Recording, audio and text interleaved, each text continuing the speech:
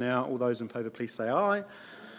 Against, carried, thank you. Also like to welcome Anna and Janine from the Community Board. It's great to have you with us, appreciate that. We are now going to go to public forum and we're going to move things around a bit, and we're going to welcome the ladies from the Inua Exchange, which is fantastic to have you with us. And so we're going to bring them up to the front here.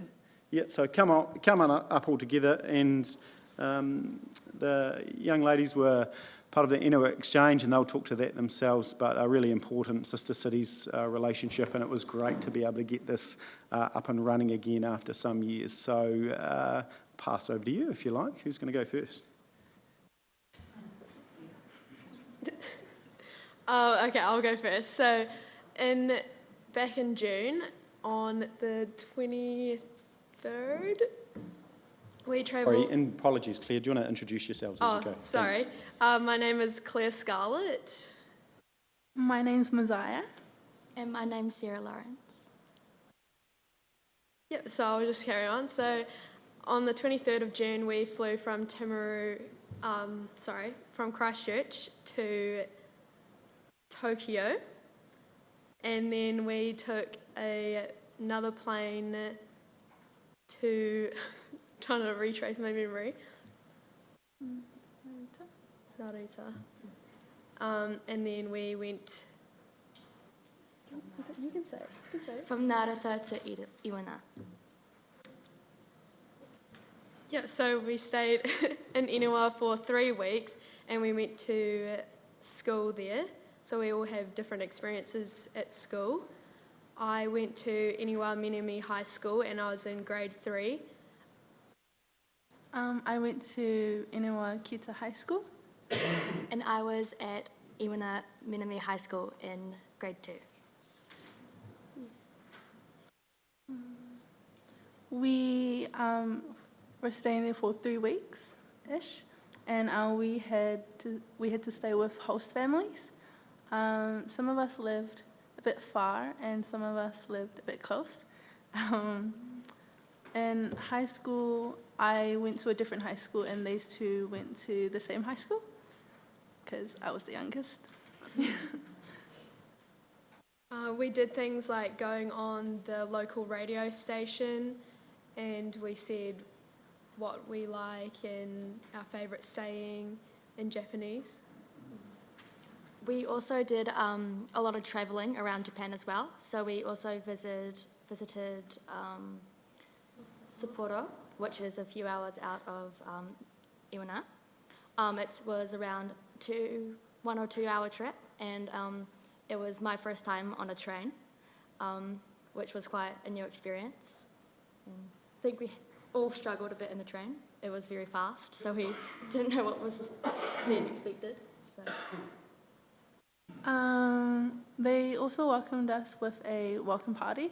It was very welcoming. We had our speeches, the council,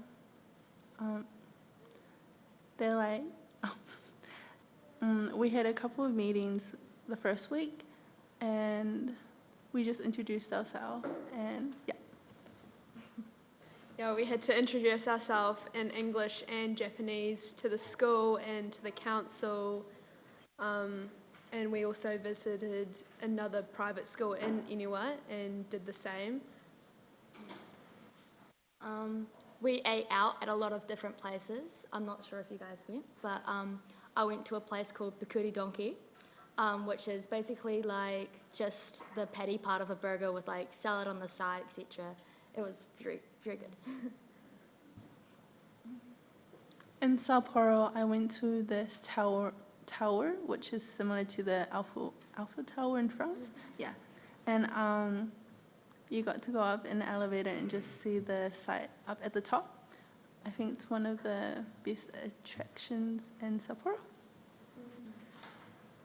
Something that probably surprised me most about Japan is that the humidity is so high. You could feel it as soon as you got off the plane into Tokyo. Everyone was quite hot and flustered as soon as you got off the plane, so it was quite a shock, I think.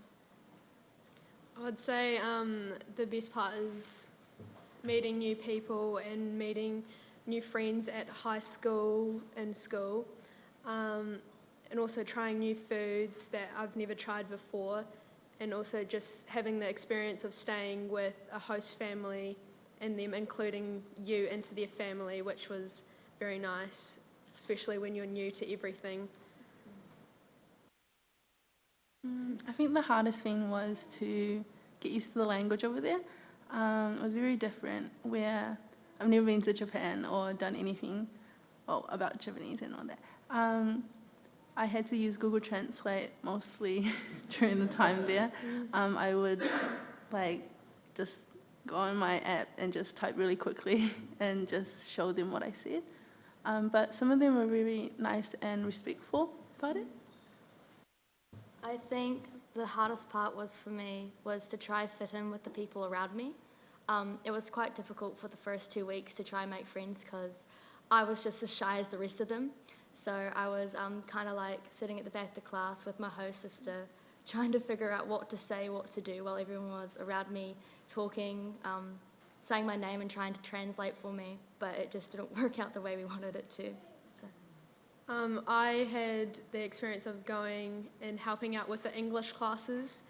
Not only did I help out with my own homeroom class English, I went to other classes as well with other grades too.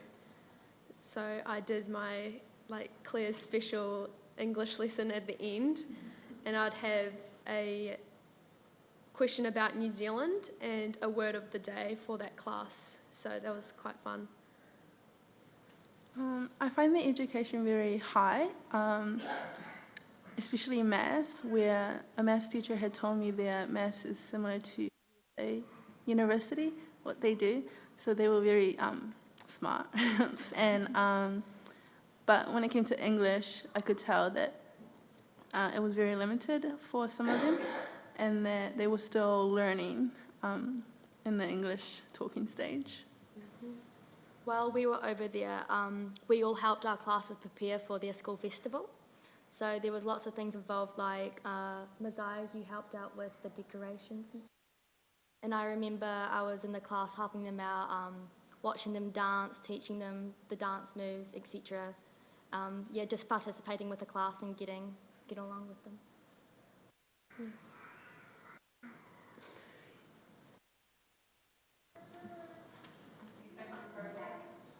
Definitely, yeah. Did they know much about New Zealand, and what sort of things did they know? What sort of things did they ask you about New Zealand? Well, my class didn't know about New Zealand until I had to introduce myself. And they just didn't know New Zealand. And they don't actually have netball in their country. So that was a new sport to them. So, yeah. Yeah, my host sister came to New Zealand before me for the exchange, so their class knew that I was going to be in their class as well, so that was good that they welcomed me. They had a lot of different questions. I stood up in front of the class and they had asked me if I did any sports, and I said netball, and they all looked at me funny and they're like, what is netball? And I had to explain to them it was like basketball but without a backboard, and that's the only way they understood. Yeah, I also did a presentation with a slideshow and everything of photos of New Zealand and what food New Zealand has to offer, and just about my life and where I live and my pets and things like that. We also participated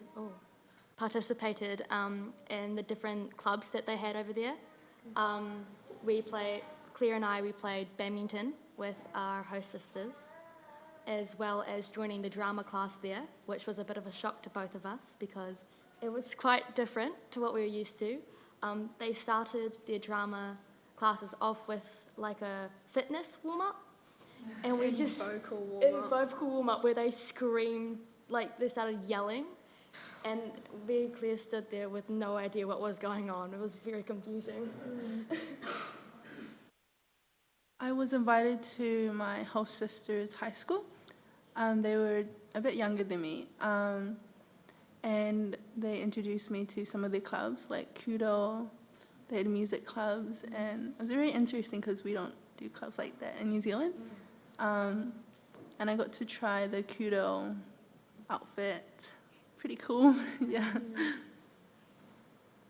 Ladies, if I can say something, for that week that I was over there and you were over there, how very, very proud Carol and I were of all of you. Coming into the schools, and we know, as fun and exciting as it was, it's really difficult, isn't it?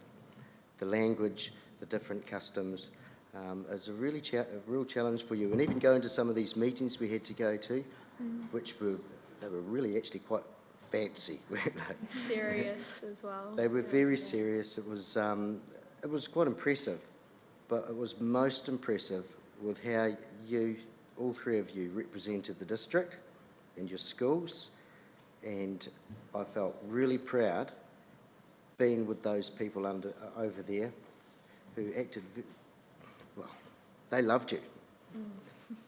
So it was almost like being a proud dad, if you know what I mean. So well done for what you did for the Timaru district as being ambassadors to the district. And hope that you get the chance to go there again. Yeah. Thank you. Awesome. Any other questions for the girls? Thank you. We really appreciate you coming and presenting, and it's obvious that you got a lot out of it. Just like for those that aren't aware, we sent a chaperone over to accompany them, and this time around it was Deputy Mayor Shannon. And when they Googled, when the Japanese Googled Deputy Mayor Shannon, they found out that he played the bagpipes, so he had to take the bagpipes with him. So the Deputy Mayor was playing the bagpipes on the tour of Japan, so he's done his own wee music tour. He's toured internationally. But yeah, thank you for coming, presenting, and to Councillor Shannon's point, it was great to have some really cool young ambassadors for the Timaru district. So thank you. Appreciate that. Cheers.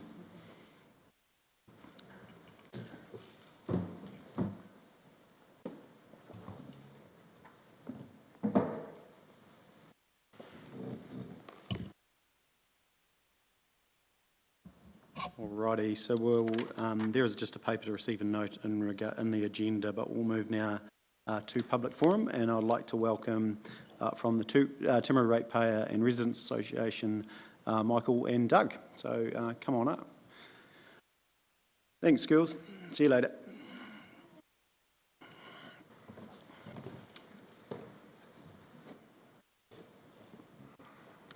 Floor is yours, Michael and Doug, and I know you're going to leave us with some questions as well, and that's fine, and we'll try and get back to you in a timely manner if we don't get through in the 5 minutes allotted time, but floor is yours. Yeah, thanks for that introduction, Nigel. So me and Doug, we're here today as representatives of the Ratepayers and Residents Association. I know you're tight on times with the public forum today, so we'll just quickly go through the 8 questions, and if you've got a chance to answer them, then that's fine. Otherwise, we've got a contact email that you can get back to us. So we'll just quickly go through them, and I'll go straight from the top. So the first one is slippery tiles. They've been identified as a hazard. Once identified, the procedure is to mitigate the hazard. Not only does this fall under health and safety, it also falls under the Building Act in regards to such things as evacuation. So what is the update, and what are the current costs around this? And also, who is the PCBU for health and safety for the Timaru District Council? So second is former councillors Richard Lyon and Paddy O'Reilly held dual roles, one being councillor, the other being head of their respective community boards. Who in council failed to notice that Paddy O'Reilly and Richard Lyons held these dual positions? Did either Lyons or O'Reilly receive any payments as head of community boards while holding the position of councillor? Right. Number 3, as stated in the Timaru Herald, the still current CEO, who is before us, sat in on a meeting in Geraldine where it was to be discussed his future employment or whether his position would be advertised.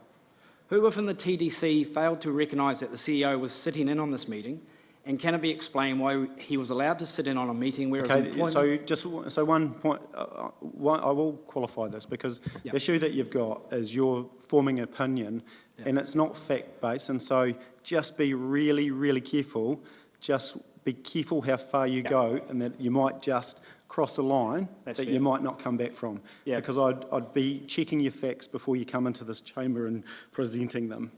Yeah, no, this was stated in the Timaru Herald, so. My yeah, point and is, also- my point again Yeah. is check your facts. The Timaru Herald is media, and it's there to make a profit, and there's a lot of opinion sitting in there. There's a lot of reporting of what's said, but you haven't checked facts, okay? I'll see So if I don't, can- just because it's in the Timaru Herald, my point is it is not necessarily a fact. No, that's So be right. very careful. I'm just warning you. Yep, Take it that's fair. wherever you want. No, I'll see if I can find it in the minutes when I go back. Where are we? So this is just around acting group managers Jason Rivet and Eric Barnes, and this is just a theoretical question. Is there the possibility of this being seen as a conflict of interest with them also being associated with consultation firms used by the TDC? And as we said, like the Timaru Herald, it said that Barnes and Rivet had held roles as contractors rather than employees. So the question around that is, are they classified as contractors rather than employees? So that's just classification around that part. In 2022, a local government request was done, and in that request it shows expenditures for the CEO's office from 2018 through to 2022 for a total of $747,000 over a 5-year period. So is that itemised listing for those, is that publicly available or would that be made? So is that what was reported in the Herald? So I think. No, this was a LG Lagoma request that's on the council webpage. Yeah. So it was done in 2022 and it lists the dates. I could go through the costings, but I'll leave it at that. So it's like, So you but must obviously have the itemised to get the total costing. So it's I like would imagine the full report, is the full? Eight-page report on the council website. I would imagine it's fully there. Chief Executive is. Yeah. Well, I'd have to go and check what was on the website in Yeah. terms of that disclosure, Your Worship. I don't have that Yeah, detail with me. I can forward that to you, Nigel, if you want. That wouldn't be an issue. If you've got the question, we can follow up on it. That's Yeah, so fine. it's just basically, if you've got the total costing, you obviously have the individual itemisation for that to get the total cost. Yeah, no, I Yeah. understand. So it's that. just, if that's there, you know, Yeah. I don't know whether it's publicly available yet or not, but if it isn't, how do we get it that No, available? what we'll do is we'll use valuable staff time to go and get that information No, that's cool. for your purpose. No, sweet. So, you know, that's basically just it at the moment. Yeah, so it's just to sort of get some clarification on stuff. and Yeah, no, answers to that's others. fine. Yeah. Let's start at the top. Okay, you've got a couple of minutes. Slippery tiles, I think there was something in the paper some time ago. Yeah. So there's a product they're waiting to come to trial different areas in the CBD. As far as PCBU, that technically would be you, Bede, as far as the Chief Executive. Your Worship, so the PCBU is the council and I'm the officer for the council under the Health and Safety at Work Act. Cool. Thank you. Yeah, and the current tiles still do meet the threshold, but it is identified. It's complex in the fact that there's a lot of infrastructure upgrades that have got to be done because we don't want to replace all those tiles with more porous tiles because we wouldn't want groups like the Ratepayer Association saying, why did you replace all those tiles when you're going to rip them up again? So we're looking to put a product that's going to buy some time, which is about 5 years, so they are a better product while we do a lot of that work. Richard and Paddy, Richard Lyon always had the perspective that to save money, he would also be the chair of that role. So no, they never received any further money for that. So you might have to dig a bit deeper for any scandal. The three, I'll have to come back to you with details. I just think that's ridiculous. I don't know how you even came up with some of the question around the CEO and future employment. That meeting was confirming his employment. I wasn't there. It was Councillor Wills chairing it, but I'd have to look back and find the minutes for that. Jason and Eric are contractors, so they're not employees, they're contractors. Yep. And we will come back to you with the 2018 to 22 details that are probably on the website. What I would like to point out, when we do get Lagoimas on some of these things, it can cost the ratepayer thousands of dollars to get that information. We do try and proactively put as much on the website as we can, but what you are doing is removing a resource from one part to another to provide you that information. We're happy to do it, and we have to legally, but we don't have people sitting in around there. I could get a consultant in to go find that information if that's what you want. Doug, I'm not sure if that's what you want, but so just be conscious that all these requests cost the ratepayer money. Look, we are out of time, but leave that with us, and we're going to endeavour to reply to you. Doug, go for it. May I ask one question, please, concerning the height of trees?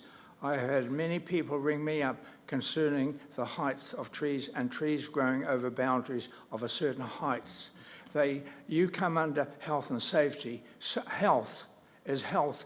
People warm their houses. So people dry their clothes. That's what you call health, and yet nothing is done about it. No, so Doug, are you talking about your tree, a personal? No, you're talking about not my my tree, trees, as in no. the ratepayers' trees? This is what people have rung me up and asked me what I speak about this. No, so my question is it council trees?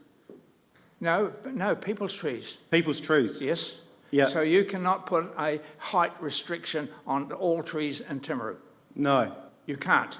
no. You can do everything else, but you can't touch the trees. No, we can't do everything, Doug. You We can't touch the trees. It's called private property rights. We can't tell people how high recommend they the can. trees got to be a certain height. No, You can't. No. Well, that's people have got to suffer. no, that's right. Yeah, you get lots of those those questions. Asked to speak, that was all. Yeah, no, that's right. Look, and as I said, I think we've organised a time, and I'm going to come and talk with the ratepayers group. I'm not sure whether that's here or somewhere else, and happy to answer anything and provide further information. What I would say, though, is, and I'm glad you've raised it around consultancy, because I feel that there's been no balance, and there's lots of things that are missing from this conversation. It's odd that they are missing, but one, as an example, might be that good reporting would say that you might report one council's consultancy spend with another. I've never seen any of that information. There's 4 councils in South Canterbury. There's Mackenzie, there's Waimate, there's Timaru, and there's Eken. I've never seen an article on their consultancy spend. I haven't seen it on their remuneration spend. It would be great if we could get some balanced reporting in this town. But thank you, we'll move on. Thank you for your time, Nigel. My pleasure. I think the reason why I decided to have this committee here is to give people a fairness, to be fair to the ratepayers of South Canterbury, and that is the object that we're working on now. I is to be agree. fair. Yep. Fair. No, and I agree, and I think it's a great opportunity that we can help and educate people along the way. I want to help work with Yep. you, not fight you. I No, wanna work no, with you. agreed. No matter what colour or creed, whether they're born here or they're an immigrant here, Doug. That's fine. Thank you very much. Thank you, Nigel. Thank you. Alrighty, thank you. We'll welcome now Nigel. We'll just bring that down a little bit, and Nigel's here to talk about Stafford Street properties. Thanks, Nigel.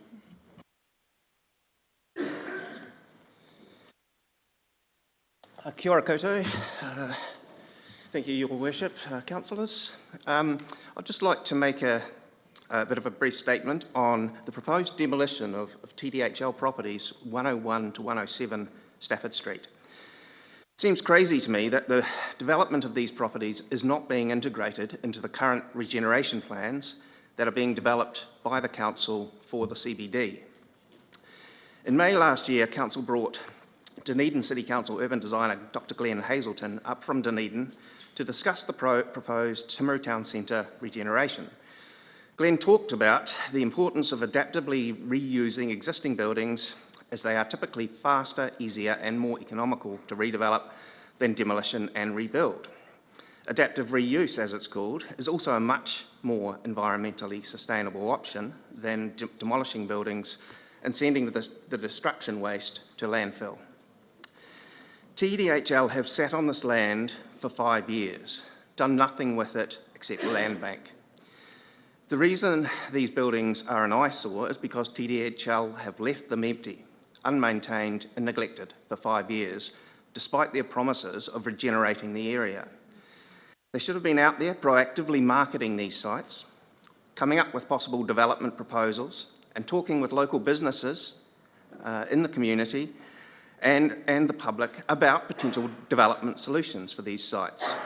These buildings could have been actively used over the past 5 years as temporary office space, retail space, as start-up space for new businesses, as short-term accommodation for CBD businesses who need to relocate to do their own earthquake strengthening. Perhaps, with a bit of foresight, they could have even utilised the former Majestic Theatre as a temporary theatre space while the Theatre Royal was out of action. Instead, they've sat on their hands and done nothing. Now they want to demolish this block of buildings without any sort of definitive plan to replace them. TDHL are destroying our CBD. First, they did an about-face on the ANP Showgrounds land after purchasing it to safeguard our town centre. Now they're going to start pulling down our city centre buildings. The Timaru Civic Trust is a significant landowner within the CBD, owning 2 Category 1 listed buildings, including the Landing Service building, directly neighbouring the TDHL site where they are proposing wholesale demolitions. The Civic Trust is also a charitable community group who advocate for the urban enhancement and improvement of our town centre. Yet we have not heard a word from TDHL about their plans for this important piece of city centre land. Not once have they bothered to pick up the phone to us or drop us an email. For some reason, TDHL seem to think that they are an independent, privately owned company. They are not. They are a council-controlled organisation, 100% owned by Timaru District Council. So why are they not consulting with the CBD business community, neighbours, community groups and the public about how best to utilise this publicly owned land? It seems as if they are not even consulting with the council about this land. Shouldn't the council be in control of their own property? And shouldn't they have a say in how it is ultimately developed? Certainly the public should be consulted on what they think the future of their town centre should be. I'm totally baffled as to why TDHL are so insular and so secretive. I've personally spent a lot of time trying to help out the council and the local business community by offering my skills, knowledge and experience for free in order to try and improve the quality of my hometown CBD. I find it incredibly frustrating that a secretive council-controlled organisation is seemingly doing everything it possibly can to destroy it. I'm calling on the council to exercise some control over TDHL and direct them to put a stop to this wholesale demolition immediately, before it's too late. I'm not necessarily saying that these buildings have to stay, but they should definitely not be demolished until all potential adaptive reuse options have been explored or a viable, comprehensive redevelopment proposal is consented to replace them before they get torn down. These properties are too important to leave in the hands of inexperienced operators. They need to be incorporated as an integral part of the current CBD regeneration plans so that they can be properly managed and the best development option for the city and the people of Timaru can be delivered in an open and transparent manner. Ngā mihi. Any questions? Kia ora, thanks, Nigel. I know we're picking this up in the paper, and so I'm sure the TDHL General Manager and Chair will have an opportunity to respond later on in the agenda item, but is there any questions while we've got Nigel in front of us? Yeah, Michelle. Thanks. Nigel, what's your experience of cost when it comes to building new versus rehabilitation of older buildings? Because everything we've heard about the theatre, for example, it just exasperates the cost. Yes, and you hear bad examples, and there are examples where renovation can be a more expensive option, but that's very rare in my circumstances. 99% of the time, it is generally cheaper to rehabilitate the building and do it up. I mean, it's like, you know, if your house, you need to add a room onto your house, you don't pull the whole building down and rebuild it. You just add another room on. So it's about adapting what we've got there. So by far and away, the most economically sort of frugal situation is to use existing buildings or reuse existing buildings and do them up. I don't think there is actually the appetite in Timaru for new build, particularly in the CBD at the moment, partly because of the development that's going out on at the showgrounds, but also just building costs and return on investment of new build. And I think that's where if these buildings get torn down and you're left with an empty site, it could be an empty site for 10 or 15 years. You know, there's no guarantee that somebody's going to come in and you know, just because the site's empty, it's been sitting there for 5 years, presumably on the market, hasn't been sold. So whoever demolishes it, whether the council demolish it or whether the building owner demolish it, it doesn't really make any difference. You know, it's still going to get pulled down. I'd go further. Like, I've been the neighbour of that building for some time. It's actually been sitting doing nothing for about 25 years. Which the Majestic? Yeah, so the previous owner didn't do anything for 20 years. So yeah, yes, true. They were a private so I guess owner, it's a though. consistent theme. I wonder why a building doesn't get developed for 25 plus years. My question to you, and this is a serious one, Nigel. So, you know, and we're lucky enough to have some heritage, and you look up, you know, the road to Christchurch, and, you know, you wish, you know, some of those buildings were still there because they had some amazing heritage. But can the country, and if you look at the state that we're in at the moment, can the country afford to do everything in regard to restoration of, and that's not even a heritage building, that's an old building. So does there not have to be some pick and choosing on what can be saved and what can't, and what has to be repurposed and what needs to be built new or redeveloped? There's got to be some choices, surely. I don't believe our country can afford to do it all. Well, I mean, all we're doing is, if you're going to reuse those buildings, what I'm saying is reuse them rather than pull them down, because it's more economical. So you know, the country should be looking at doing that repurposing of these empty buildings rather than, you know, building new ones. It's a global trend in architecture and urban design where actually, you know, the adaptively reusing buildings, regardless of whether they are heritage, and it's not a heritage argument at all that I'm making here. This is about sustainability and energy efficiency.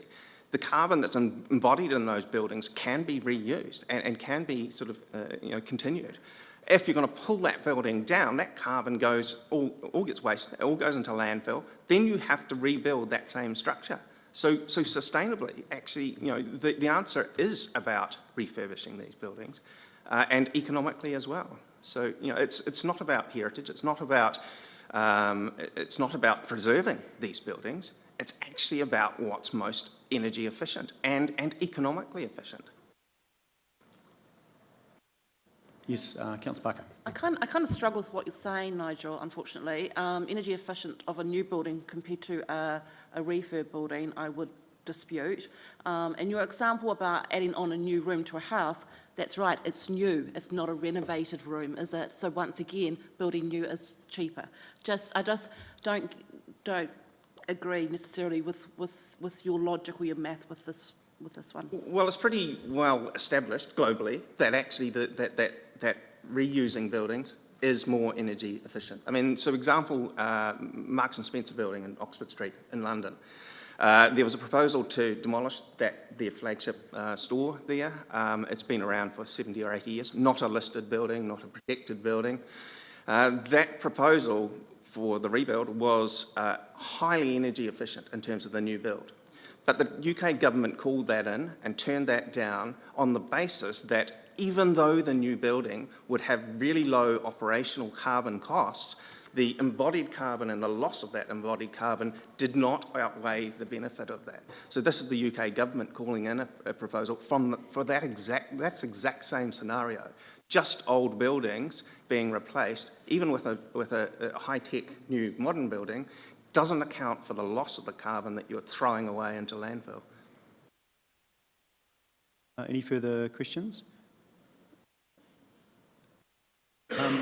Just one final one around consultation, because it is at arm's length and you understand how companies work in that regard and the role of councillors versus the role of directors.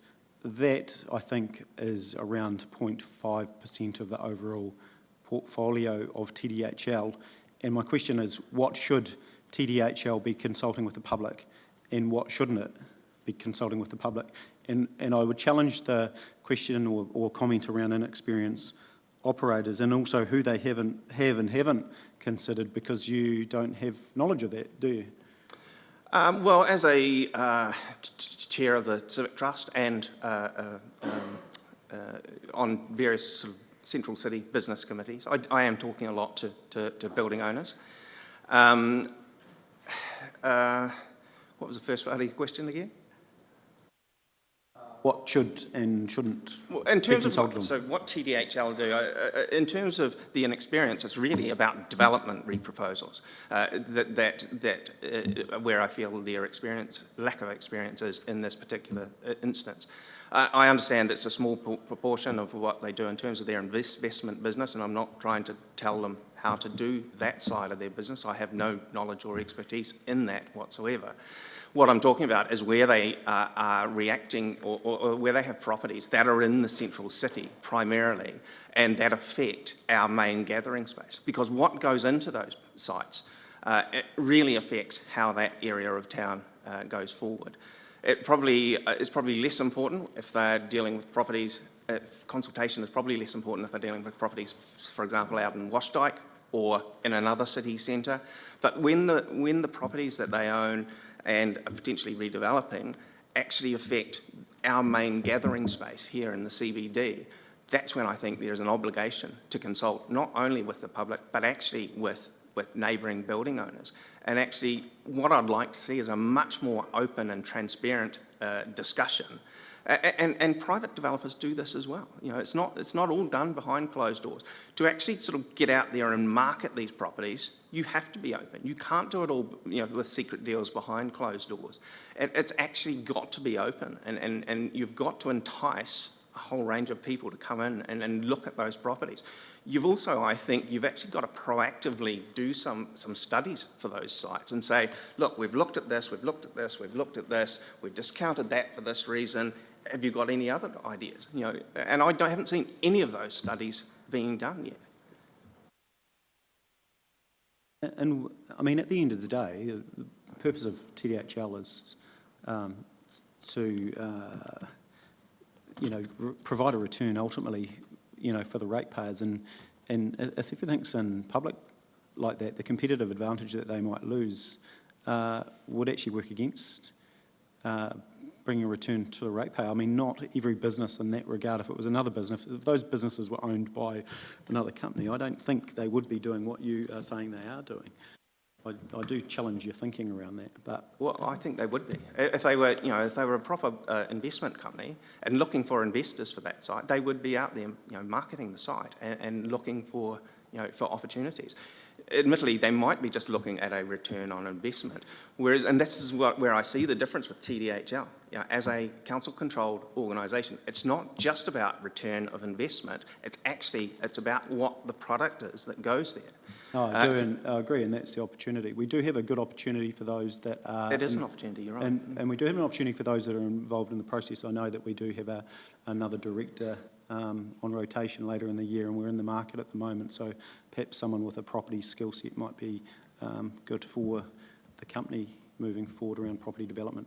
But we'll leave that to those involved in that process. I think that we need to wind it up, Nige. Yep. I know you've asked us a question in regard to council jumping in what is technically a regulatory space. I personally don't have any will to do that. I'm not sure what the elected members will think on that, but we'll talk about that later. I think regulatory and governance should be kept separate, so that's not somewhere where I'm going to dip a toe, but we will bring that up when the council paper is up later in the agenda. So thanks for coming to present. Okay, thanks for your time. Cheers.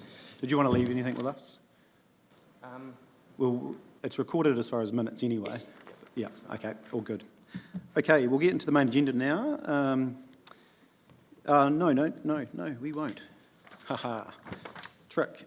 Okay, we're going to go into the Cycleway presentations. So we've got the fund available in reference to 9.5, but we'll have the presentations now. So we'll do which one, who wants to go first? Mountain Bike Club, or, I don't think it matters either way. Or, no. Have we got presentations, Jackie? Who's? So I just need to know who's going first. Yep. Brilliant. Welcome, Philip and Simon from Central South Island. Is it Central South Island Bike Trail? Central South Trails. Central South Trails, perfect. Thank you. And the floor is yours. So they're going to give us a presentation, and then we've got a paper to consider later in the agenda. Thanks. Very good. Well, thank you, Council and Mayor. and the general public. Great opportunity to talk to you. We started as a small group, kind of dreaming about building a trail. It's been a work for a long time, and as you can see, we're now an incorporated society with charitable trust status. So we've got a great group of people in terms of our skills, with skills ranging from the engineering space, I'll put my hand up for that, legal, commercial, construction and contracting, and all the way through to marketing. So yeah, it's great. And look, the overall vision that we have is creating a spine right here from Timaru to Tekapo, to align and tie in with Alps to Ocean, and to grow, I guess, our regional activity from a cycling perspective. But not just cycles. Yeah, so really the biggest part we want to say is, we've seen the use of our current achievements. So you can see a few pictures on the screen. We started off as cyclists, and here we are, sit beside you, two cyclists. But we see the real need as multiple users. You see a photo there of wheelchair users.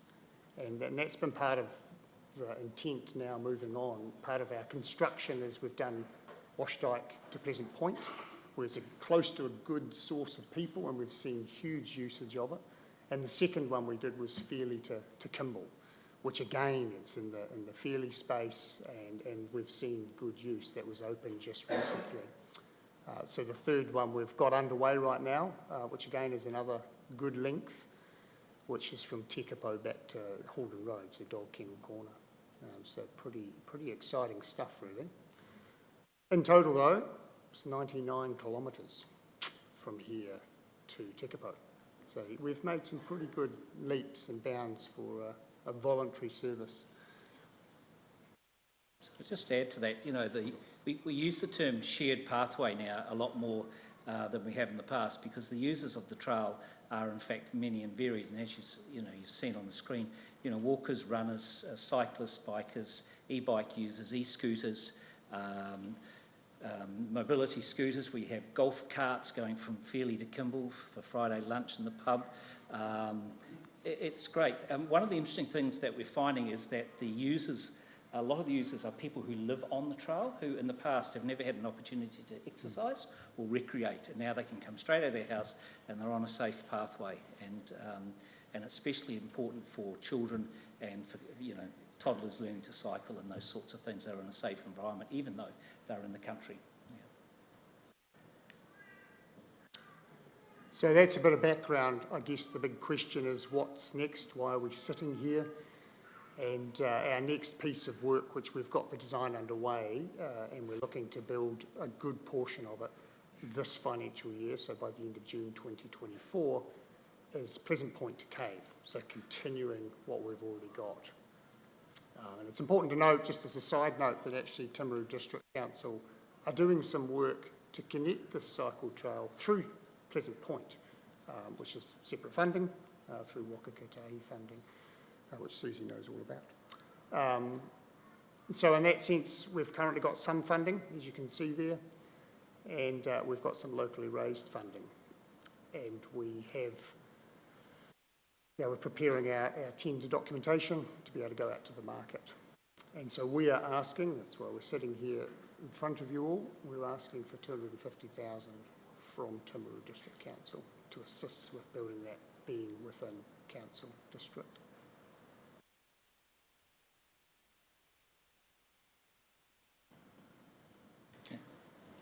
Happy to take questions. Yeah, thanks, team. And I know we will go to the paper soon once we get through the early agenda, but if you've got any questions for Philip and Simon now, and reference your paper or your questions in regard to that if you need to ask those. Yeah, Councillor Scott. Thank you. Well done, team. It's amazing. So I personally haven't been on it, but I drive past it when I'm going to the lakes, and it looks heaps of fun, so well done. In our paper, actually, it says 200,000, so I've just noted 250.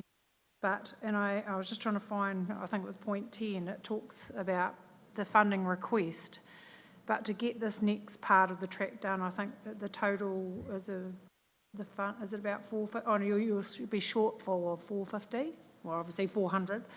I just wondered, have you got a bit of a game plan on that? It's always good to know.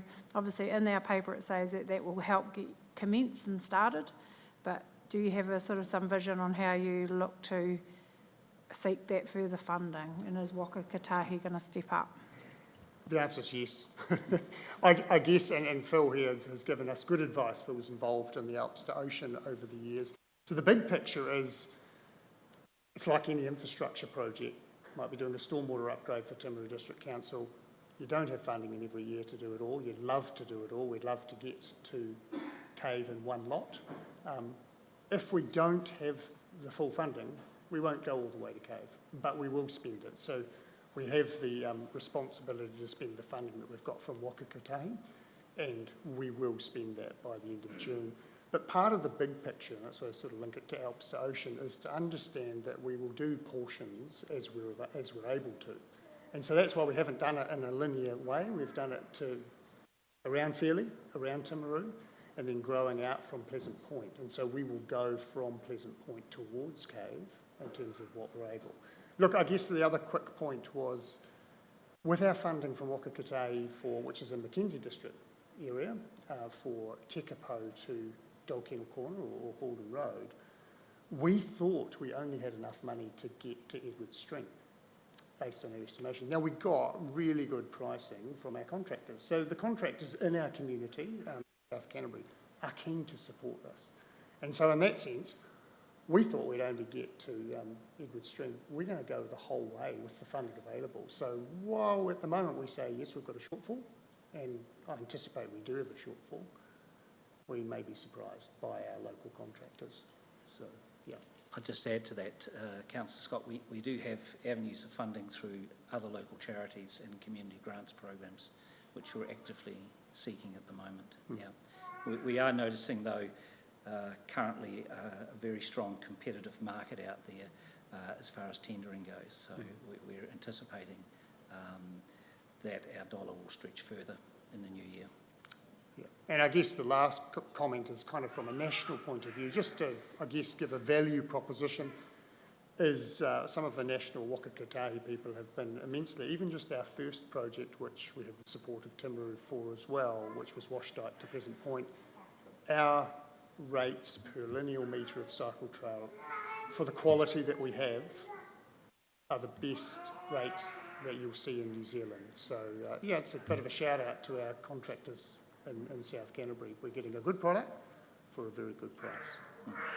And that's been ratified by Jonathan Kennett of the New Zealand Cycleways group, that he cannot believe how competitive we can get in this part of the world, but also the finished product. What we're trying to do is develop a trail from Timaru right through to Tekapo that is of the same consistency, so it's the same style of pea gravel, it's the same base, and it's designed so that if you've got a toddler on a trike, you'll be able to get from Timaru to Tekapo on that terrain. So, and we're also building it much wider than a normal cycle trail at 2.5 if we can get away with it. So it's wide enough, and that in turn, long term, will create a lower maintenance cost because it allows us to get a vehicle on the maintenance for spraying and re-shingling and rolling and those sorts of things. So, funnily enough, interesting, narrow trails don't necessarily mean they are cheaper to maintain. They're often not. Yeah. A standard 2.5 is a better option, yeah.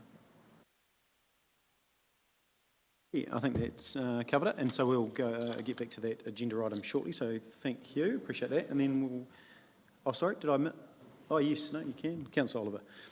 Cave is a wee way away from Geraldine, but... Yeah. Just a quick question. Will the new bit of track, will that just follow in the road reserve beside the current state highway like the Pleasant Point one does, or are you feeling like you're going off-piste into private land, or is it just pretty much along the road reserve? If we could. There is much debate within our group. I guess answering Phil's question earlier, we are trying, the primary purpose of this trail is the spine. We are expecting trails to branch off, so go off-piste as it were, and we want this particular trail to be accessible to everyone. And so typically that means we will stay within proximity of the state highway. So yes, we are looking at other trails, definitely. Look, some of the mad keen cyclists would love us to go up really steep hills and downs, but toddlers, they're not going to do that.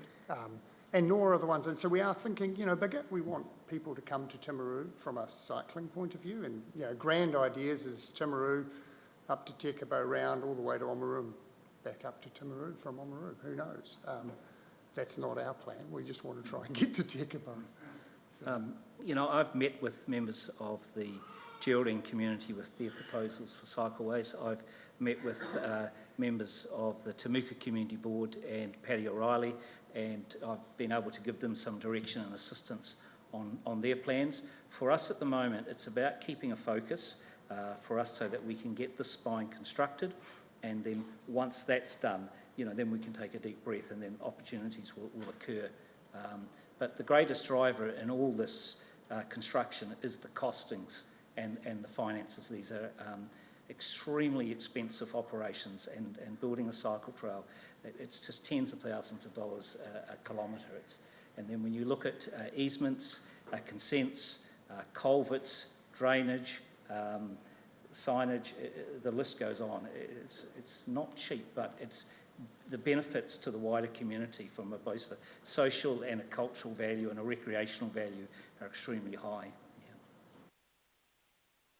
Yeah, thanks, Philip and Simon. Appreciate that. Yeah, and it is a great piece of infrastructure, so we appreciate all the work and the wider team, a very capable team have worked on. So, and just for those people's information, we've got 300k sitting there and there's 100k accruing each year. So I think some of those other projects, when they come on stream and they're ready and, they're going to be able to tag on the back of a wonderful experience that these sorts of people will bring, and I'm sure they'll maybe not be involved, but at least offer the knowledge to some of those projects. So I think we're going to have a decade of trails in front of us, or a cycle track. So yeah, thank you. We really appreciate coming and presenting and informing us on the project.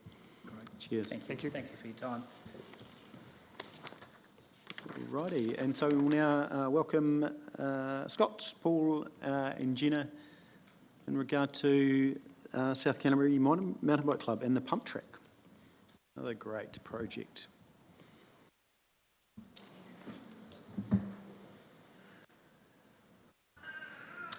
Thanks for seeing us today. Oh, there we are. She is here. You can drive.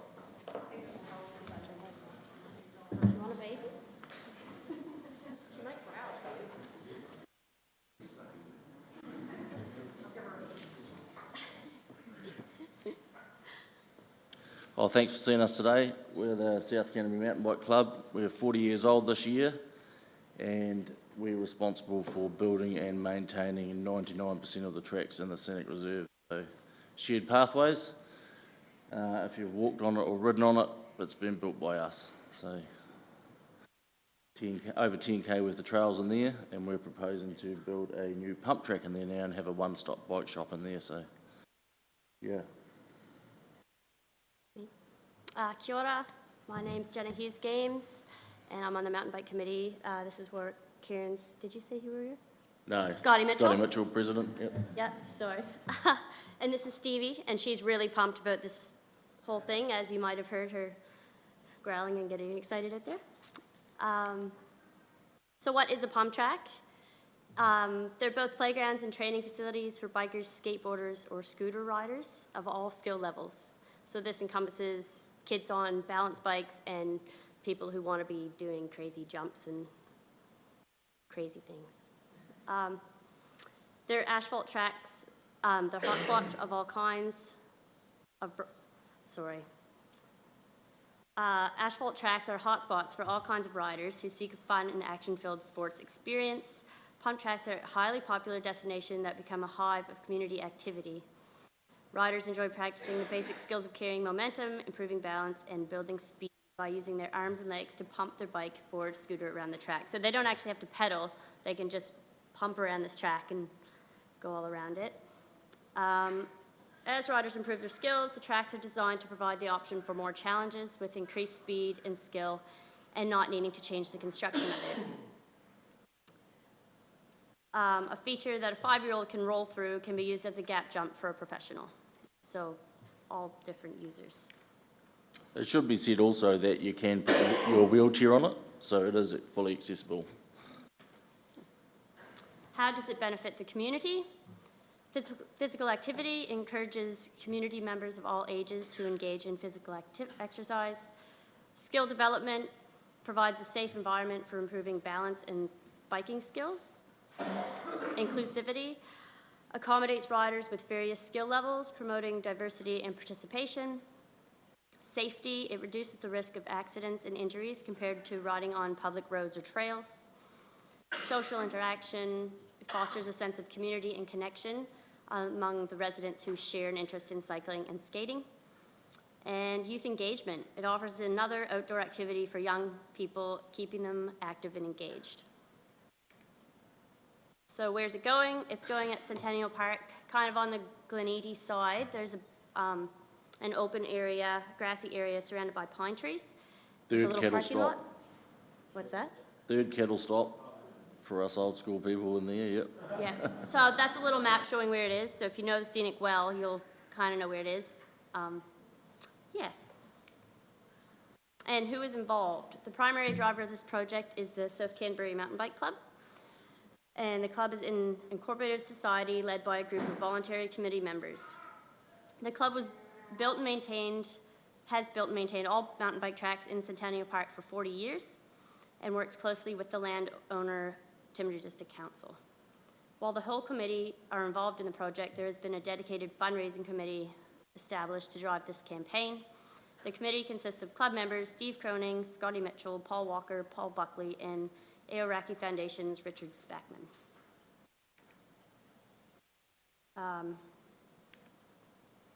So this is just the guys.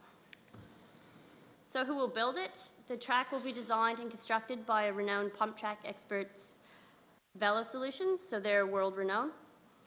They are the pioneer of asphalt pump tracks and have built more than 500 tracks across 50 countries. Each pump track is unique and built to the highest standard of quality. And look out for the famous red lines on their pump tracks. If you're riding the red line, you'll be having the official Velo Solutions experience. I hope this works. Does this work? Oh, that didn't work. That's a video. Will it work?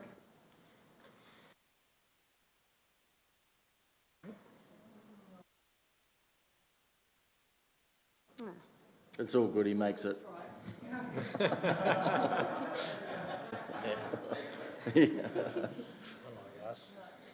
Nope, okay, that's all good.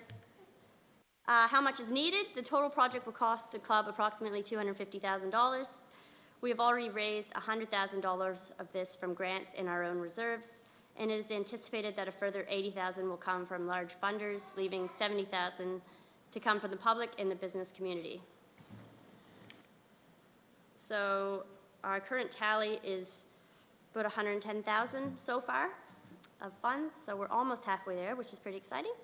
And we're, what, a month and a half in? Yeah, a month and a half in, so we're going good, yep. Yeah, yep. Help us reach our goal, bringing this world-class asset to Timaru. We are looking for support from charitable funding bodies, local businesses, and the wider community. Pump tracks are an extremely popular community activity for bike, board, scooter users of all ages, enabling riders to practice basic skills of carrying momentum, improving balance, and building speed. Modern pump tracks are designed to provide further challenges as a rider's skill level improves, so that all ability levels benefit. All donations are eligible for a 33% tax credit off your taxable income for the year, so it's quite useful or good for incentive for businesses to donate as well. And if you would like to discuss a significant gift or have any questions, you can contact Aoraki Foundation Chief Executive Richard Speckman or Scotty Mitchell, which he's not on there. It's okay. I think that's another video that isn't going to work. And this is just our whole committee and contact. I think that's the last one. Yep. I guess, are there any questions? Awesome. Questions for the team. And just to give you a background too, there was a request for funding through donations and Donations and Loans decided that it was best to come to a contestable cycleway funding because we believed it fitted and was more opportunity to give them further value for for the product that they were offering. But any questions now, and we'll be considering this shortly. Pretty cool project. Yep, Councillor Jackson. So it's a pretty similar sort of model to Seaplay as far as Araki Foundation and stuff, which is fantastic. So well done, guys. You've done a really good job putting this together and looks really, really professional. Just on the money that you need to raise from local businesses, that 70,000 there. So how much sort of digging have you done with that so far, and what's been the response? Pretty good, actually. Just received 5,000 from Snap Fitness alone. A lot of $2,000, a lot of $1,000. Still pretty early because we're volunteers. We were basically going out, handing out the flyers, emailing people. Pretty good response. door to Businesses tough times at the moment too, so appreciate whatever we get. We've got mums and dads chucking in $100, you know, $200. So Great asset. Thank you. That's great.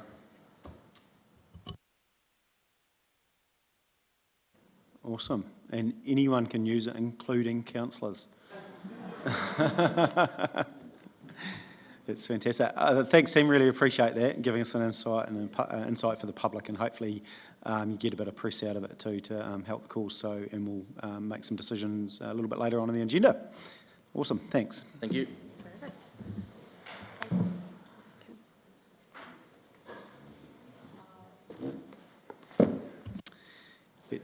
Let go of the baby, Granddad.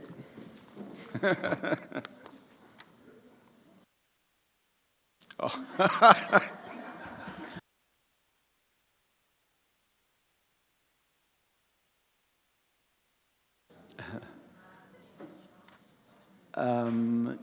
We'll keep going. We'll just note that Councillor Burt is just absent for the next couple of items as we just go through